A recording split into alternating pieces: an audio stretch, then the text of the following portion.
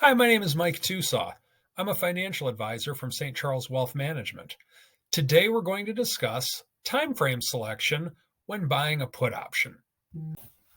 In today's presentation, we're going to divide it up into two simple parts, long-term and short-term for your put buying. Now, there's advantages and disadvantages to both of them, of course. We're going to go over them. First off, with long-term, one of the advantages of long term is that if the market were to stay the same and the volatility and all the option pricing factors were to stay the exact same, if you wanted to have your hedge or your trade on for a longer period of time, it would cost you less money. Now, of course, different things can change. What do I determine as long term? I typically like to look out 6 months or greater as something long term. And typically, when I'm looking to go long term, I usually go 9 to 12 months for the put option I choose. Sometimes longer, sometimes a little shorter, but usually it's about 12 months for me personally.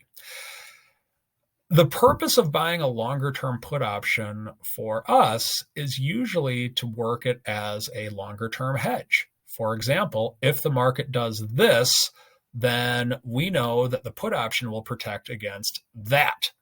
And that's typically why we would want to use a longer term put option.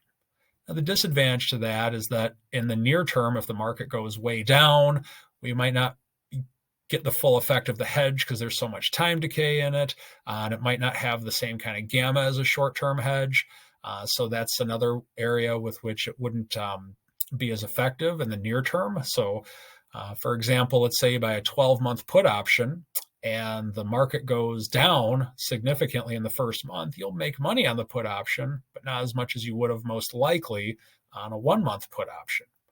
Now, with that, our purpose when we use longer term put options would be to hedge a portfolio for what it does throughout the year.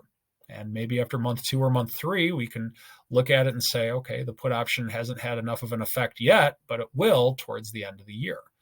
That's one way with which we can look at it. And that's how you would look at longer term put options. You'd look at them more as a longer term hedge and not be as active with them, in our opinion. Next, we have a shorter term put option. Shorter term put options are, well, they're quite the different animal. With a shorter term put option, a lot of times, if you buy them month in, month out, the cost will add up to more than if you were to buy a longer term option. However, there's advantages to them as well. The main advantage to a shorter term put option is that if the market goes down, you have a lot of gamma working in your favor, meaning that the value of the put option can go up significantly quicker than what a longer term put option would. Now, once again, there's advantages and disadvantages to it.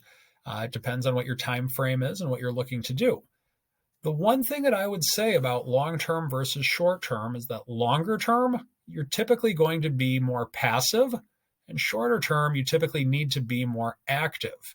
In the short term, if the market goes down and you don't take advantage of it quickly, the market could turn around and you might have missed out on a nice opportunity.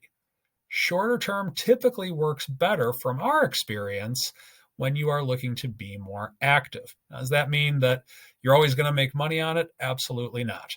But what it does mean is that the way that we look at it is that longer term more passive, shorter term more active.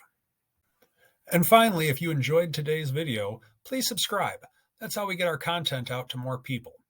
If you are looking for a financial advisor who does hedged equity a lot and uses put options, feel free to reach out to me, stcharleswealth.com. Also, I try and put a lot of content out, so follow me on Twitter at Mike Tusaw. Thank you and have a wonderful day.